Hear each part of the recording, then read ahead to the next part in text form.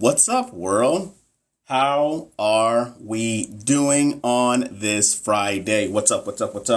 Today, y'all already know what we're doing. We're doing NCLEX questions, bro. Like, my eyes look so bad. They look so bad, but that's okay. Hey, so while you guys start trickling in here, y'all already know what the deal is. I need 1,000 likes and I need 100 people up in here. We ain't going nowhere ever until I get them. So, as you guys start trickling in here, what in the world? As you guys start trickling in here, I want to know who you are, where you're from, where you're at in your nursing journey. I know I got a couple of people that are supposed to be in here telling me if they passed that NCLEX that they took on Wednesday. So that's what I'm waiting for. Amber says, hey, getting ready for work. That's what I'm talking about, Amber. Go get that money. Go get that money. What's up? Hey, like I said, we need 1,000 likes and we need 100 people. There's no either or, there is both. So make sure make sure you guys like, make sure you guys share, make sure you guys follow. Those are the three things that get them out to people all over the place. What's up in California? Last semester RN school. Take mine on the 30th. What's up, Nathan?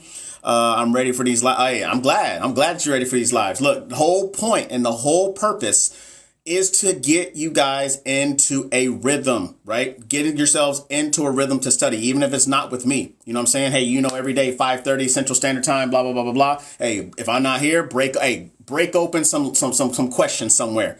All right. So I want to know who y'all are, where you're from, and where you're at in your nursing journey. Took mine on the 19th and passed. That's what I'm talking about. Congratulations. Everybody Jewel. It says Toke My Jewel. That's the stupidest name I've ever seen. Probably at least in the last 15 minutes, but shout out to you. Congratulations. Any tips for MedSurg? Get into a study group. What's up to NY? I had to come back after taking my LPN on Wednesday and I passed. That's what I'm talking about, Caitlin. Everybody right now. Caitlin, I think you were the one who was telling me that, right? So shout out to Caitlin. Everybody give Caitlin her love. Tell her that you love her and that you appreciate her. You know what I'm saying? Because look, we don't get enough love out here. ELE, everybody love everybody. Amber said, I tested today, got the good pop-up. That's what I'm talking about. I need study tips bad. Well, here's the thing about study tips. It's called studying and practicing. You know what I'm saying? That's what we do right here. So here we go, ladies and gentlemen. We're about to do NCLEX questions. Appreciate everybody being here. Hey, by the way, don't rush me. If you rush me, I promise you, I'm going to ban you. Or I'll just talk shit to you. So it doesn't matter. Anyways, here we go, ladies and gentlemen. We're going to kick it off. Question number 1.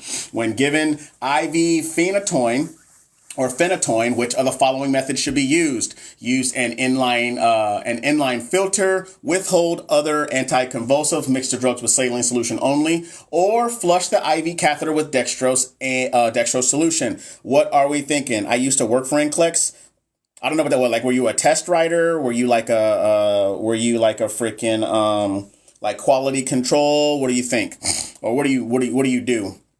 So shout out to everyone. I'm going to put y'all on a timer because, y'all take too long. Stop. There we go. All right, what are we thinking? I canceled results. I don't know what that. Oh, you canceled result. Wait, what does that mean? You got to give us more detail than that. Like, don't talk to me like I work there. What's up, Yvonne? How are you? You think it always says C? All right, y'all, here we go. Let's see what the answer is. Let's see what the answer is in 3, 2. And the answer is C. Mix the drug with saline solution only. Phenytoin is compatible only with normal saline. That is part of physiological adaptation, which is the third largest section on the NCLEX exam at 11 to 17%. All right, so make sure you guys understand that. Hey, this also could have been a what? This also could have been a pharmacological and parenteral therapy question because we're talking about phenytoin, right? So realize where this is at. Kev, I'm stressing. I don't know what you want me to do about that. If you stressing, look, you got to tell me why. Question number 2. After surgical repair of the hip, which of the following positions is best for the patient's legs and hips? Is it A, abduction, B, adduction, C, prone, or D, subluxated? I'm also stressing. All right, Gina. Damn, Gina, always stressing. Everybody's telling me A, so shout out to y'all. Hey, make sure you guys keep smashing that like button. You guys share, you guys follow. Hey, if you guys are new here, hey, I boycott questions. If I don't have 10,000 likes by the time we get to question number 10, I will call a screeching halt to these questions. Test me. Also, I want to know who you are, where you're from, where you're at in your nursing journey. And if you're not a nurse, what you doing here hanging out with us? A and B at the same? That's definitely not even a way that you can answer this question. Why are you being difficult? Does anyone know the good pop-up, the new good pop-up is good? Oh, that's why you're stressing. Now that makes sense. Shout out to Houston, H-Town. I live in San Antonio, so not far away. Shout out to my X-ray techs. All right. Is that Tensina? How do you say that? I don't know how to say that name. Is it Tunsia? I've never talked to anybody or know anybody from there. So shout out to my surge techs. I used to be a surge tech instructor, 3.5 years, and I probably some of the best years of my life. Here we go. And the answer is A, abduction. After surgical repair of the hip, keep the legs and hips abducted to stabilize the prosthesis at the acetabulum. That is physiological adaptation, which is 11 to 17%, the third largest section on the NCLEX. Kev asks what the new pop-up is. I need to know. I haven't even done anything in regards to the Pearson View trick, except for whatever was on the old one. I don't even believe in doing it, but I made that video anyway for people because, they be stressing. So I was like, shit, why not? I mean, made content. So, shout out don't be stressing. Hey, here's something I'm going to tell you is that it doesn't matter if you stress or not. Your answers are already there. So let it go. Let it go. Everybody that's stressing about taking that test and worried about their exam and their results, let it go. Because you're going to find out your results anyway, and it doesn't matter how much you hoop and holler and cry about it. Those results are already in. Let it go and keep it pushing. All right, here we go. Question number 3. Which of the following factors should be the primary focus of nursing management in a patient with acute pancreatitis? Is it nutrition management, fluid and electrolyte balance, management of hypoglycemia, or pain control? It stopped at 91. Okay, so it stopped at 91. So here's the thing I don't like about the tricks. I don't care what y'all say. It's not official. It is not official.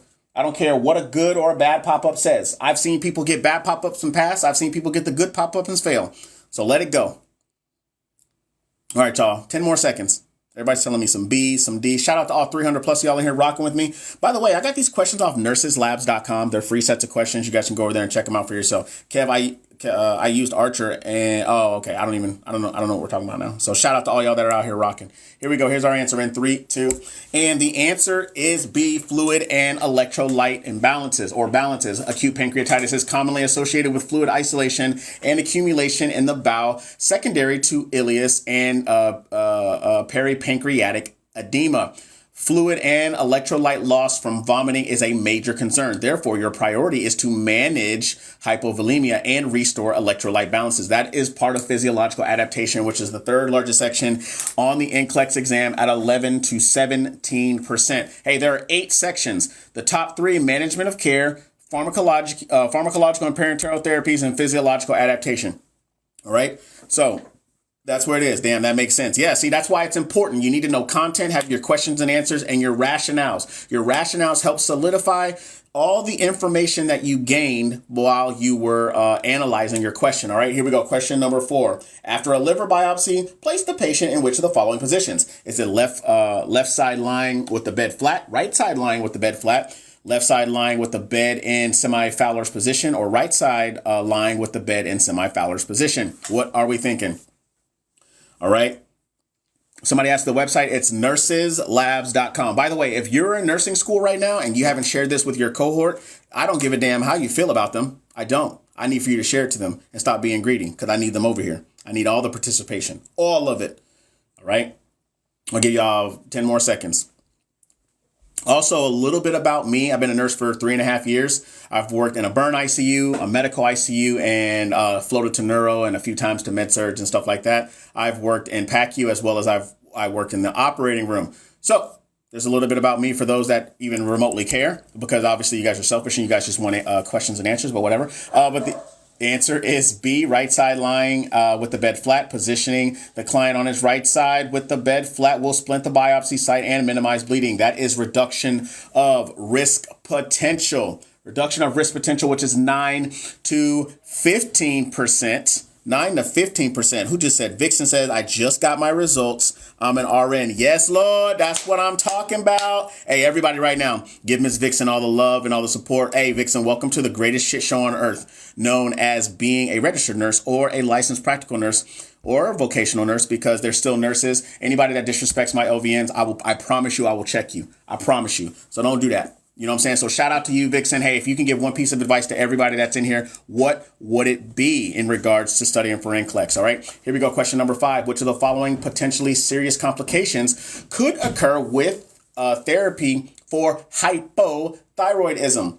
Is it acute hemolytic reaction, angina, or cardiac arrhythmias? Is it oh my God. retinopathy? Oh my God, retinopathy, or is it thrombocytopenia? What are we thinking? What are we thinking? Hey, that's what I'm telling you. You guys come here. Meds, peds, and prioritization. Prioritization is huge. Hey, how many case studies did you have? How many case studies did you have, Vixen? You got a bunch of people saying B and D. B and D. All right. Shout out to all 400 plus of y'all. Hey, we're almost at 10,000 likes. You already know what the deal is. You already going to know what I want after that. You had at least 7 or 8. Okay. All right. Hey, so how important is it to know the case studies? How do you like the case studies? Is there enough information that's given in the case studies for you to make clinical, or to use your critical thinking to make clinical judgments? I'm asking, that's to Vixen, right? And the answer is B, angina or cardiac arrhythmia. Precipitation of angina or cardiac arrhythmia is a potential serious complication of hypothyroidism treatment. That is part of reduction of risk potential. Reduction of risk potential, which is 9 to 15% on the NCLEX exam. Shout out to all 500 plus of y'all. We're doing NCLEX questions. Got them off nurseslabs.com. Hey, by the way, I have a couple of test tips that's over there at my website. You know, tips to help you conquer the NCLEX. You want to know why? Because conquering the NCLEX, it begins with you. So get all the information that you guys can. You guys can check that link out. It's in my bio. Or you guys can go to thebootnurse.com/test. You guys, it's 42 pages worth of just awesomeness. So go check that link out. It's also in my bio. Honestly, it makes you think they don't give you the gimme statement like in school. Of course they don't. Remember, hey, NCLEX is all about critical thinking and applying it to make a clinical judgment. That's what it's about. Question number 6, adequate fluid replacement and vasopressin replacement are objectives of therapy for which of the following disease processes?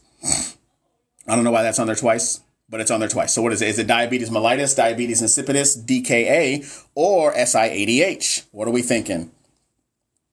What are we thinking? Hey, so wait, somebody else passed? Who's Aaron? Aaron, I passed my NCLEX yesterday, RTFQ. Yes, Aaron, that's what I'm talking. Hey, everybody right now, y'all know what to do. Hey, that's 2 people that came into this live that's been here for a long time that this live has helped them. So everybody give Aaron all the love and all the support. Congratulations, Aaron. Welcome to the greatest shit show on earth. Aaron, of course, if you have a piece of advice, give it. What is a piece of advice that you could give everybody going on their way to conquer the NCLEX? All right, here we go. Here's our answer. You were so helpful. Thank you. You're very welcome, Aaron. I'm glad that you were here. And the answer is B, diabetes insipidus. Maintaining adequate fluid and replacing vasopressin are the main objectives in treating DI. And that is physiological adaptation, which is the 3rd largest section on the NCLEX exam. Hey, Aaron, how many case studies did you have? And how many questions did you have? All right. It says, what pop-up did you get? All right. So once again, I'm going to sit here and I'll tell you right now, I have the Pearson VUE trick videos on my page, but I'll just be completely honest. They're unofficial. A billion case studies, I bet. They are unofficial. Let it go. I'm trying to tell you, let it go with that Pearson VUE trick. Just took my NCLEX today. Becky. Hey, I'm pretty sure you did awesome. You had maybe 8, which was 85 questions. Okay, awesome. Within your 85 questions. So question number 7, patients with type 1 diabetes mellitus may require which of the following changes to their daily routine during periods of infection? No changes, less insulin, more insulin, or oral diabetic agents. What are we thinking? We got everybody screaming C at me. Okay. So you had at least 6 to 8 case studies, 85 questions. Okay, and there's at least 6 case studies or 6 questions per case study. So what is that? So it's like what, between 42 and 48 questions. So at least half of your exam, right? Sounds about right to me. It says, Kev, do you have to get over a 90% right to pass? No, you don't. I don't know who told you that. You don't need a 90% or more to pass. If you think of the NCLEX as being 0 to 100%, and you need at least a 50% in order for you to pass. But you will never know because your exam is computer adaptive. Okay? Computer adaptive. All right? So here we go. And the answer is C, more insulin during periods of infection or illness. Patients with type 1 diabetes may need even more insulin to compensate for the increase of blood glucose levels. That is physiological adaptation, which is the 3rd largest section on the NCLEX at 11 to 17%. It says, because I feel I missed a few. It doesn't matter what you feel. I'm just telling you that's what it is. So you don't need that 90%. The whole goal about NCLEX is for you to get the basic understanding of nursing safety, right? You're not supposed to know Everything. You need to know what everybody else knows. Question number 8. On a follow-up visit after having a vaginal hysterectomy, a 32-year-old patient has a decreased hematocrit level. Which of the following complications does this suggest? Is it a hematoma, hypovolemia, infection, or a pulmonary embolism? Or pulmonary embolus, sorry. What are we thinking? Shout out to all 599, 600 of y'all out in here rocking with me. I appreciate you. Hey, we're on the road to 20,000 likes. Get carpal tunnel for me right now. Make it happen. I got these questions off nurseslabs.com, free sets of questions. You guys can go over there and check them out. My nursing students that need case studies, they have, I'm not case studies, but they have care plans. You can go over there and check those out as well. It's a really good website. I use it in school. Everybody else uses it in school. Don't let your professors lie to you and tell you it's cheating because they're full of shit. All right. Also, I want to know who you are, where you're from, and where you're at in your nursing journey.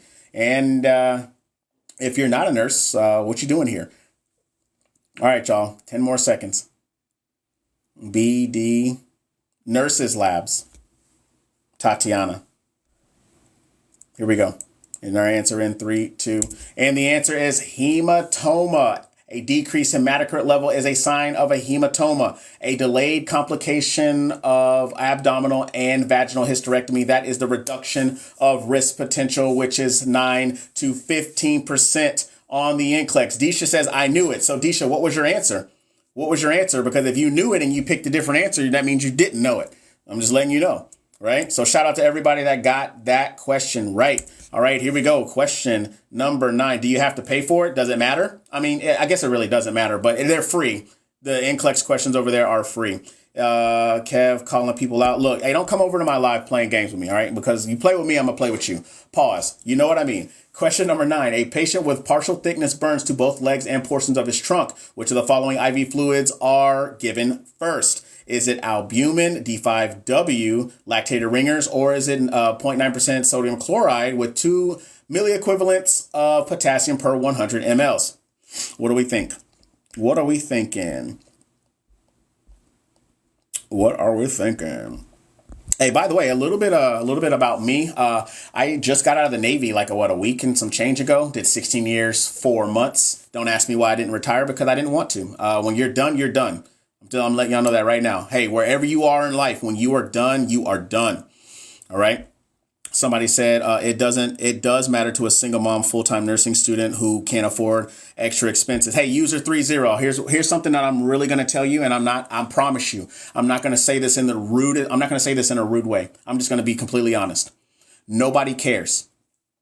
Nobody cares about the fact that you're a single mom and that you're struggling. And I say this respectfully, because if you're a single mom and you're struggling and you're in school and you fail, that nursing school literally does not care. You fail and you don't pick up and you don't do your part, they will get rid of you.